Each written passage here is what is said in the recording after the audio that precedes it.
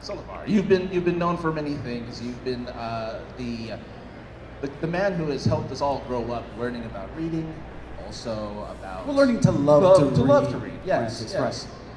You know what? I don't think many people know the story of how you even got started with reading Rainbow. The story of how I got started with reading Rainbow. Would you like to share that with everybody? Do you know the answer? I don't. Do you know the story? I don't know the story. So I'd like you to know. just pull that question out of thin air? I hope so. I'm going to open, when I sit down and talk with Levar, I'm going to open with the story of reading Rainbow. That was your plan? Because you brought it back. Yes, we did. You know, and it's a staple of a lot of people's childhoods. Anybody out there actually grew up on reading Rainbow? Oh my, wow, look at that. That's impressive. That is impressive. So apparently that was a pretty good first question there, Francis. Why, thank you. The answer may be of interest to some of the people in the audience. How I got started on reading Rainbow. It's kind of a long answer. Oh, Really? we have time? Yeah. I think we have time.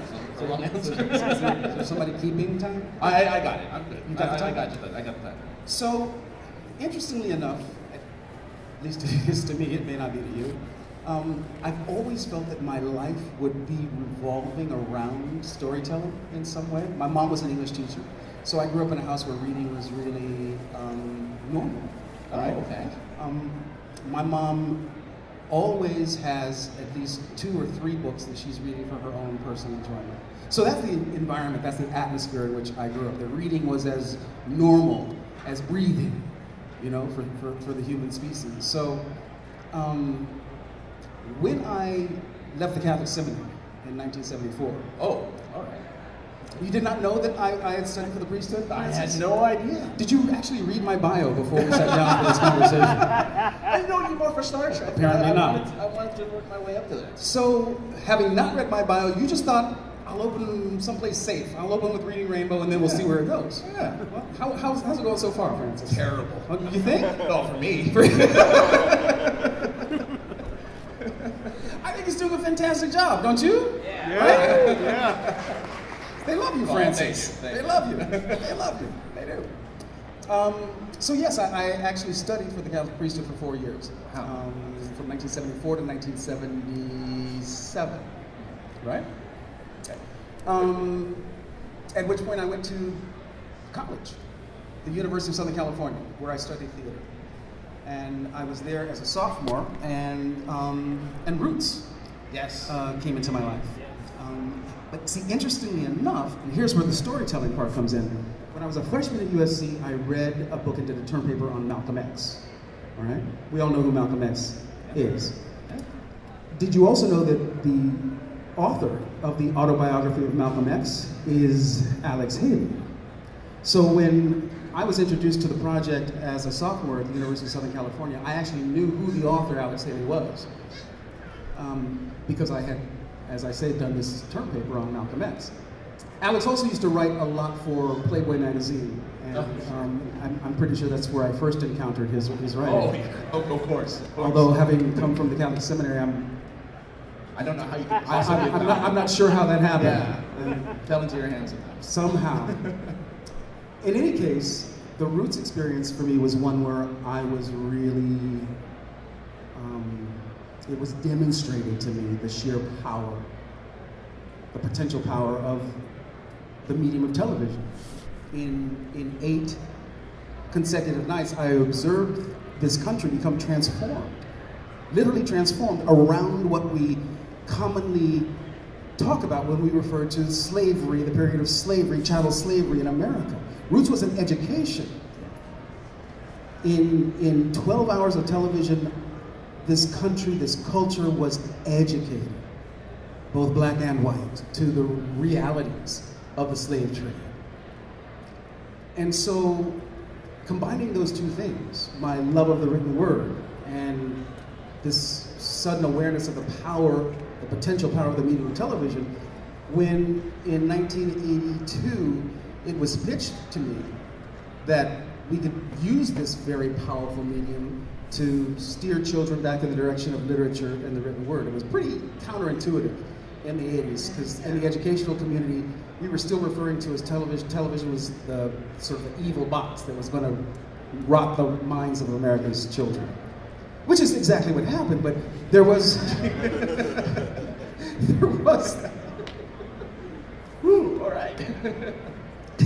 there was also the opportunity to do something powerfully good with intention. And that's what Reading Rainbow was all about. It was using the medium of access for a powerfully good purpose. And it worked. So that's kind of a long answer to your question, how that got It's a started. very satisfying answer. Well, I mean, geez, I hope so. It's covers a lot. you, Francis. You, as an interviewer, are just drawing these deep things out of me. I love it. I personally love it, and I do appreciate you sharing your story with us. I do like that a lot. Now, of course, with Reading Rainbow, you actually moved on to do another show as well, one that we're all very familiar with. I think there's a couple out there in the uniform. I think I saw some people. If they can stand up, if they're dressed up in Star Trek uniform, please let us know. There you go. Got one right there. Two. See. And it's thank you. Oh, you sit down. But give them a round of applause. Yeah, looking great, guys. Looking great. Absolutely. And you found yourself on Star Trek: The Next Generation. I did. And was that just a simple transition from going to public broadcasting to straight into network television like that? Well, it wasn't network, so. Oh, I guess not. No, Yeah. nobody really cared about UPN. Oh. back in the day. Nobody knows what that is. Well, Star Trek: The Next Generation was actually responsible for creating a whole genre of how you sell television called first-run syndication, and that what that basically means is a non-network conglomeration of stations who are owned by a singular entity and decide to invest money in creating original programming, which they did with TNG. And we got lucky because that's where I guess the rest of the world got introduced to you as Geordie LaForge. As Geordie LaForge. I think some of the world was introduced to me. Oh no, they were for sure, for sure. I was like myself. I was introduced to you through Reading Rainbow and then through Star Trek. Through Star Trek. So you're too young to have seen Roots. I am. You are. I am. Okay. But You were born in 1980? which might not be. Yeah, I think it's yeah. Anybody else born in 1980? 82? 82? 86? Really? 80? You were born in 1986? Wow. 89. Do I have 90? 90. 91? 95? 76. No, 1978. 1978. Yes. You were one Yes. when Roots aired. Yes. Yeah. And it was great. Well, you've all succeeded in making me feel very old. Thank you. You do not look it. I just celebrated a birthday Really? a couple of months ago. I turned 60. 25. Oh. 60 in February. Wow. Yeah. Would not have figured that. That's a true story. Wow. True story. So walk us through kind of discovering your character as Geordie LaForge. Because originally he wasn't on too many episodes in the first season, as I recall. It was, you kind of became into prominence as a chief engineer later on. Yes, that's true. I was the Involved in- pilot in the first season. Yeah. Yeah. I wore a red shirt. Oh yeah. Oh, I don't recall. Made me nervous. Well, burgundy. Oh, okay. Still red. They didn't mean the same thing this time around. Well, I didn't know that at the time. So So you were a Star Trek fan. I was nervous. Oh, you were nervous. Yeah. But you were an original series fan. Oh yes, I was. Yeah. Oh, wow. Yeah. Oh yeah. Loved Star Trek growing up for many reasons. I'm a big reader. Yes. Love to read. You knew that about me though, didn't I you? knew that. Yeah. I definitely knew that one. So among the things that I love to read is science fiction. Always has been my favorite sort of go-to genre. And seeing Gene Roddenberry's vision on the screen was really encouraging to me. Because look, I grew up in the '60s and the '70s, born in '57, and so seeing people of color on television when I was growing up was really, it was a big deal. It was an event. Yeah. You know what I'm saying? It's not like it is today. My children have grown up in a world where they see themselves represented in the popular culture everywhere, from music to magazines, film, television. Black people are everywhere. And God bless, you know? But it wasn't like that when I was growing up. So seeing Nichelle Nichols on the bridge of the Enterprise meant to me that when the future comes, there was a place for me. That was a really important message to get.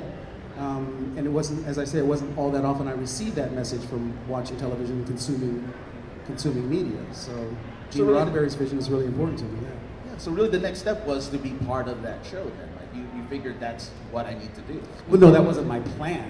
Oh, Francis. I'm gonna grow up and get on Star Trek. Yeah, well, that wasn't in that wasn't in the plan. Okay. No. But when the idea came around and when I got the call, and you know, I'm a sort of person that I believe that everything happens for a reason. Okay. You ascribe to that? Yes. You do. Anybody else ascribe to there's purpose in this life, purpose to all things? So when it was maybe 83, 84, maybe 85, I did a movie of the week called Emergency. It is very forgettable. Okay. Man, I wouldn't have expected you to have found that out. Had you read my resume, Francis, it actually would not have been mentioned. So you're safe there. Oh, dodgeable. Okay. Absolutely. But the producer of Emergency was a man named Bob Justman. Now, I knew as a Star Trek fan that Robert H. Justman was an associate producer on the original series. And so I would pump Bob every day for stories about Gene, about the original series. And I couldn't get enough. So when he was working with Gene at Paramount in the late 80s to develop Next Gen, he remembered how big of a fan I was. That's awesome. And that's why they called me and asked me if I was interested in doing a television series, as I'd never done one before. And of course I was thrilled, thrilled to go and audition and, you know.